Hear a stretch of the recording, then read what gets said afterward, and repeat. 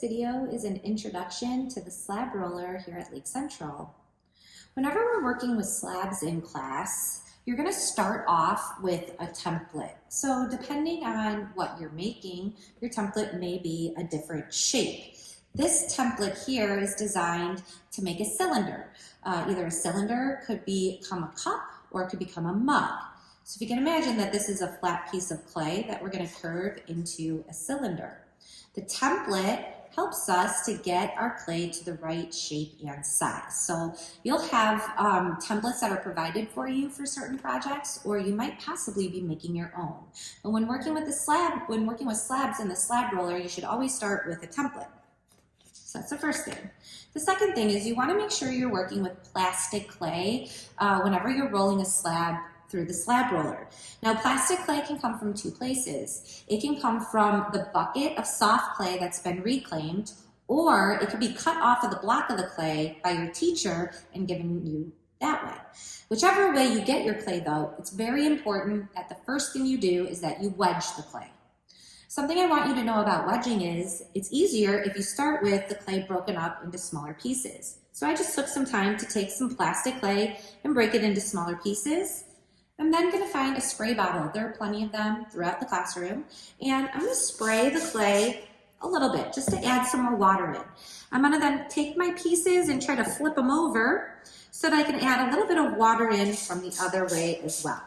Be careful not to add too much water. If you add too much water, the clay is going to get too soft and squishy and it'll be difficult to work with. But the next step is then to wedge your clay to kind of work the water into the clay. So I'm going to probably speed up the video here in a minute as I'm wedging my clay. But when you're wedging your clay, spend a good amount of time making sure that you're getting as many of the air bubbles out of the clay as possible. Once we roll our slabs, if they're still air trapped, we'll be able to pop those later. So I'll show you that step later on in this demo. So I'm going to go ahead and speed up the video so I can finish wedging. Okay, so I've wedged my clay for about 30 seconds to a minute. Somewhere within that time range should work. After you're done wedging your clay though, you're gonna have this solid mass of clay that's gonna be way too big to put through the slab roller. So after wedging, we need to prepare the clay to get it ready for the slab roller. When we do this, we're going to be making some noise in class because we're going to kind of be hitting the clay and shaping it so that it'll fit our template. So some things I need you to think about. Whenever you're preparing the clay for the slab roller, you should have your template handy. Your template is going to help you to measure what size piece of clay should go through the slab roller. Okay, so that's really important. The second thing that you're going to need to know is you're going to be flattening this mass of clay until it's about an inch thick. Okay, so the thickness of the clay, we're going to get it to about an inch thick. And then in order for the slab roller to do its job, you must think about how the slab roller works. So we're going to go to the slab roller in the video here in just a few minutes, but we need to think about what the slab roller does. So the slab roller is going to take your clay and it's going to roll it into a flat sheet. So it's going to take all this clay and roll it so that it's evenly thick throughout, making a flat piece of clay, all right? The slab roller, though, only works in one direction. It is only gonna make whatever piece of clay you put through there longer. It will never make the clay wider. So before we begin rolling our slab, or as we're shaping it, we wanna figure out how wide our clay needs to be in order to then have it stretch to be long enough for our template. When I give you guys clay, or when your teacher gives you clay, we're giving you just enough for the template with maybe a little bit of extra in case you want to make a bottom. So there's not a whole lot of room to work with. So we're going to start off by making our piece of clay an inch thick and slightly wider than the short end of the template. If you're working with a template that's the same size all the way around, pick a side, it doesn't matter, but it needs to be wider than one of the sides. I like to pick one of the shorter sides as opposed to rolling it this way. It just is a lot easier because the slab roller will really make your clay long. So we're going to work vertically like this. So I'm going to start flattening my clay and I'm going to occasionally use my template to measure. I'm also going to keep my piece of clay as squared as possible. You don't want to put a circle through the slab roller or you'll end up with a big oval. So we want to try to keep our piece of clay as squared as possible. So to do that, this is going to make some noise, but you're going to kind of take your clay and start banging it on the table, flattening it with your hand, and shaping it. So just watch as I go through this step.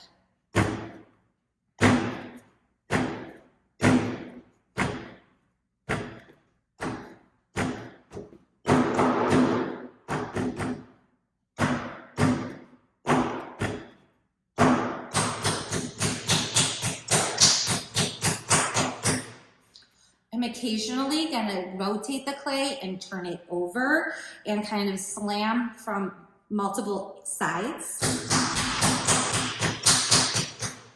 Also, while I'm doing this, I'm trying to make my clay wider than the template. So I'm occasionally going to hold my clay up, and I want you to see that right now my clay is definitely wider than the template, but if I look at the thickness of it, that's thicker than an inch. So we need to make it still a little bit thinner in order for the slab roller to really work well.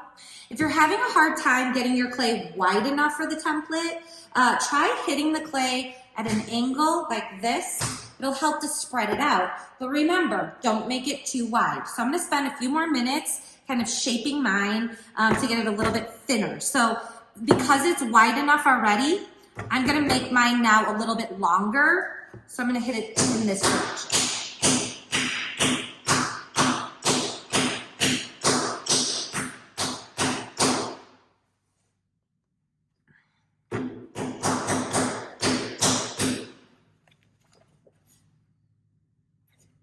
Okay. So at this point, my clay is wider, just slightly wider than the template, and it's also about an inch thick. One last thing though, before we move over to the slab roller, you want to square this off, and you can square it off by just taking your edges and just gently tapping them on the table to square that off. And then one last thing that we want to take care of are any little surface cracks that are in the clay. So as I'm inspecting my piece of clay, areas like this right here where there's a gap between the clay, those are going to turn into bigger cracks as the clay gets flattened. So I like to take the time to kind of squish those areas together and kind of blend that in. If there's any big wrinkles, again, you want to just kind of blend those in so they don't get longer when we roll these out in the slab roller. So I'm just going to take a minute now to inspect my piece of clay. This does not have to be perfect. And I also want you guys to notice that I'm not adding any water to the clay. Please only add water when you're wedging. Do not try to add water to the surface of this clay or you're gonna have a big mess. All right, so mine looks pretty good. I'm now gonna kind of change my camera angle. We're gonna go over to the slab roller. If you are, I guess either classroom you're in, the slab roller is going to be at the back of the classroom. So let me reset up at the slab roller and I'll show you how to roll out a slab. Okay, so here we are at the slab roller. This slab roller is in room C124, Miss Cowan's class. Just want you to kind of get an idea of what's going on around it. So the slab roller has some different parts to it that I'm going to walk you through here in a minute. But just know that the stuff that's on the floor and around it, that's something different. You don't need to worry about that. So let's start at this end here. So we have the surface where the slabs get rolled. So that's going to be this canvas right here, this flat surface, and this is where you'll be putting your clay when you roll your slab. There's also a piece of canvas that's loose, okay? So this right now is flopped over this back part. I'm going to lay it down so we can kind of get an idea of what the roller looks like. So this over here is the roller. It's made of metal. It's really important to know that you never, ever, ever want to roll a slab if you can see the metal part of this roller. If I were to put my clay here and then roll my slab, the clay is going to stick to the metal because metal is non-porous, so it's not going to absorb moisture, which means it won't release easily. So make sure before you begin rolling a slab that if you can see the metal part, that you take this top canvas, this slappy canvas here, and you drape it over the back side of the roller. So now the roller is covered with canvas. That part's important, okay? Now, the only other part you really need to know about is the handle. So when we turn this wheel, the metal part of the roller is gonna go down the slab roller, okay? So if I turn, it's kind of opposite than what you think. So if you want the roller to go that way, you're gonna turn the wheel to the left, okay? And then if you want the slab roller to go back this way, you'll turn the roller to the right. Now, I'll show you when we get to this with clay, but you've got to be very careful not to let this top canvas get bunched up underneath the roller. If that happens, please go see your teacher so they can fix it before you roll your slab. It will make your slabs way too thin if you roll it that way, okay? Another thing that I need you to know about is something that is on the side of the slab roller in Miss Collins' room. In the other ceramics room, these will be somewhere near the slab roller. But in this blue tote here are some pieces of fabric, just cut up bed sheets and pillowcases. These are called slab cloths, and we always put one of these down before we roll a slab.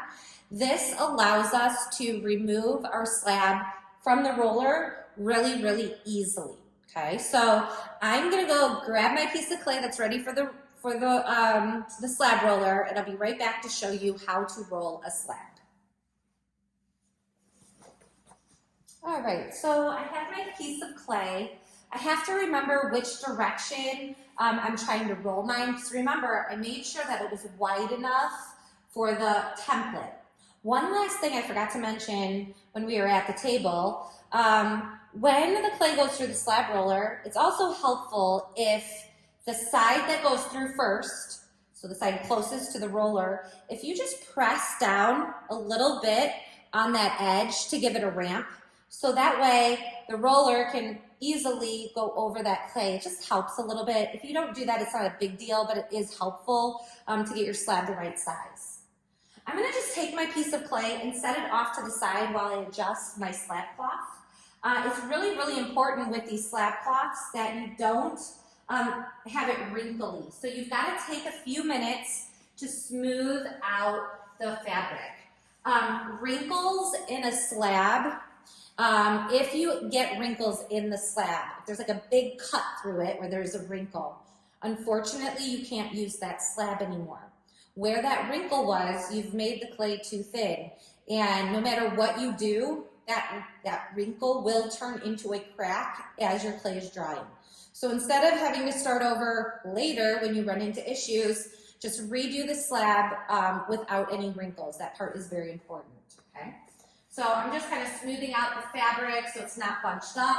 And then I'm gonna take my piece of clay with my ramp side going towards the roller. And notice that I'm working up towards the top part of the roller. You can generally work anywhere on the roller, and as the roller canvases get wet, sometimes the clay sticks. So you might have to move your clay around to different spots on the roller. All right, so I'm gonna take my piece of clay and it's gonna go on top of the slab cloth. I can't see the metal of the roller. The top canvas is over the back of it. Now we're gonna leave that top canvas over the back as we roll our slab. This way, we'll be able to watch our slab grow longer, and if our fabric starts to bunch up, we can take the time to kind of smooth that out.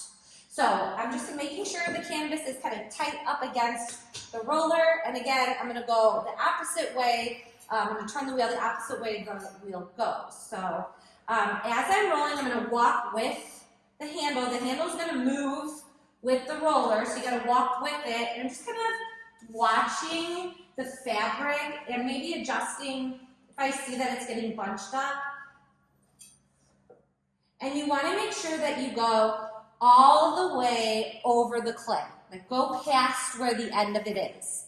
You do not, though, have to go all the way to the end of the slab roller, just stop a little bit past where your slab ended. Once it's gone over the clay, going backward is where you want to be very careful that the rest of this top canvas doesn't get jammed underneath the roller. So I'm gonna hold this part as I turn the wheel the opposite direction, and I'm just gonna slowly start to come back this way. If, while you're doing this, if your clay sticks to the canvas, stop and come get your teacher so that you don't ruin your slab. But that just means that the canvas maybe was a little bit too wet, and that's why the clay stuck, okay? All right, so I'm gonna bring this back to the starting point, and I wanna leave it ready for the next person, so I'm keeping that canvas draped over the roller. Now, when we're working with slabs, slabs can be very temperamental. They also have a tendency to warp as they're drying. So I want to give you some pointers on how to prevent some issues with slabs. So when we're working with slabs, you want them to be all the same thickness and with no cracks or creases. Another thing is you want to try to keep your slab as flat as possible until you begin forming it into whatever you're forming it. So I'm going to turn this one into a cylinder, which means it's going to be curved eventually, but it needs to stay as flat as possible until then. One of the biggest issues that people have with slabs is the way they carry it back to their table. So I'm going to be very specific in how you should be carrying your slabs back to your table. If I were to pick up my project, my clay, off of the slab roller, and I pull it off of here, I'm going to do what's wrong here first, okay? I pull it off of here, and as I'm doing this, I like carry it back to the table like this, okay? So I'm carrying it like this. Gravity is going to be pulling the clay, and where it's meeting its lowest point, where it's curving downward, it's stretching. Even if you can't see it, it's stretching. Clay has a memory, which is a weird thing to say, but it remembers being stretched. The clay particles are moving around right now because the clay is plastic, and you need to resituate them, which we'll talk about next, but it will remember if it was stretched like this. And no matter what you do, as the clay dries, it will warp, okay? But there's a way to prevent warping, all right? And also, if your clay is gonna warp, you won't know it until the drying begins because you won't be able to see it until then. A lot of the imperfections happen or show up during the drying stage. All right, so let's try this again, and let's do this in the right way. So if I'm gonna carry my slab back to my table, and I don't want it to droop, I'm going to slide my whole arm underneath the clay and carry it back to my table like this. And then once I have it on my arm, I'm gonna take my other arm, put it on top, and flip over to transfer to the other arm. I can then leave this for another student to use. We'll just kind of let it dry out over here, and I'm gonna carefully carry this back to my table. I'm gonna show you just a couple more steps back to at my table in just a few minutes. Okay, now that I have my slab back at the table, there are a few more things that I'm gonna do. The first thing, I just wanna double check that my template is gonna fit on the slab. And we wanna avoid all of these like rough edges. We're gonna be cutting those away later, so keep that in mind, all right? But my template it was successful. My clay is big enough for my template. Okay, but before we do any cutting, we have to take care of this slab because right now this slab is really messy looking, okay? If I flip this over, you're gonna see there's a lot of texture that was imprinted in the slab from the slab roller. We don't wanna leave that like this. I wanna explain something that happens while you're rolling slabs. So I talked a little bit about the clay particles earlier and how that can create warping. But when we do put our clay through the slab roller, those clay particles are being stretched. So they're being separated. Now that's fine, it needs to happen, but we need to bring those particles back together. So to bring the clay particles back together, we're gonna do a technique that's called compressing. So whenever you're compressing something, you're applying pressure to bring clay particles back together. For this instance, we're gonna be using our rubber kidney. And when we use our rubber kidney to compress clay slabs, you're gonna use the curved side of the kidney, and you wanna make sure that the side that's gonna go down, that you're actually gonna be smoothing with, is gonna have the side that has the words on it. So this says Kemper Tools on it. So that side is gonna go down. You shouldn't see that writing. You're then gonna hold the tool so that it's pretty much flat. These should not be standing straight up and down or you're gonna cut into the clay, but holding it more like horizontally at an angle. You're then going to just start going over the clay, and you want to make sure that you're compressing in more than one direction. So as I'm doing this, I'm going to go from a different direction. I'm going to do this all the way around. Be very careful though when you are compressing your slabs. If you're using like a lot of pressure, if you're going like this and you're actually scraping clay away, you're making your slab really thin. So try to avoid doing that. Enough pressure that you are cleaning up the surface, but not so much that you are flattening the clay thinner than what the slab roller made it. Okay. Whenever you're compressing slabs, it's really important that you compress both sides of the slab. So once I go over this side, I like to sometimes just run my hand over it to make sure I didn't miss anything. Sometimes you can feel where you missed. I'm then going to carefully, so that it doesn't droop, flip my slab over. Another thing that I've noticed students doing when they flip their slab over, when they come back to their table, make sure your canvas isn't all bunched up. If your canvas is like this and you put your project down on top, you're going to get wrinkles in the clay. So it's really important that at your table your canvas is flat. Okay. So once you are done compressing both sides of the slab, it's going to kind of depend on what project we're doing. But generally you would do a rough cut and then you would store your slab until the next class. When we're working with Slabs in Ceramics 1, we're working with soft slabs. So that means that they're going to stay at the plastic or soft leather hard stage for construction. So what you would do is you would take your template, place it down on your slab, and then with a fettling knife, we're going to do a rough cut. A rough cut just means that we're going to cut away some of this extra clay, but we're not cutting it right to the template. So with the template on top, I'm going to go about a ½ an inch outside of the template. Does not have to be a perfect cut, doesn't have to be perfectly straight, but I'm going to cut away some of these icky edges that happened when I rolled out my slab. And then for storing these slabs, when we're working with soft slabs, you want to make sure that you're storing them by wrapping in damp paper towel and then storing flat in a bag in your cabinet. I just have a bucket of water here and some paper towel. When you're wrapping a slab in damp paper towel, it's really important that you always start with the paper towel as wet as possible. So you could do this in a bucket or at the sink, but I want to get the whole paper towel wet, and then I'm going to squeeze as much of the water out as I can. And it's really important that the whole paper towel gets wet, but that you don't put it on soaking wet. We never want to put soaking wet paper towel on anything, okay? Always damp. Once you have it fully wet and you've squeezed out most of the water, you're just going to carefully start to kind of loosen up the paper towel, open it up, and then at least one layer needs to go around the top and bottom of the slab. So to do that, I would carefully open up my paper towel, and then I'm going to lay the paper towel flat on the table, and then I'm going to carefully lay my slab down on top, trying not to let it bend too much. I'm just going to drape the paper towel over it so that there's at least a layer on both sides. And then depending on what project we're doing, I may tell you to store your projects on a board.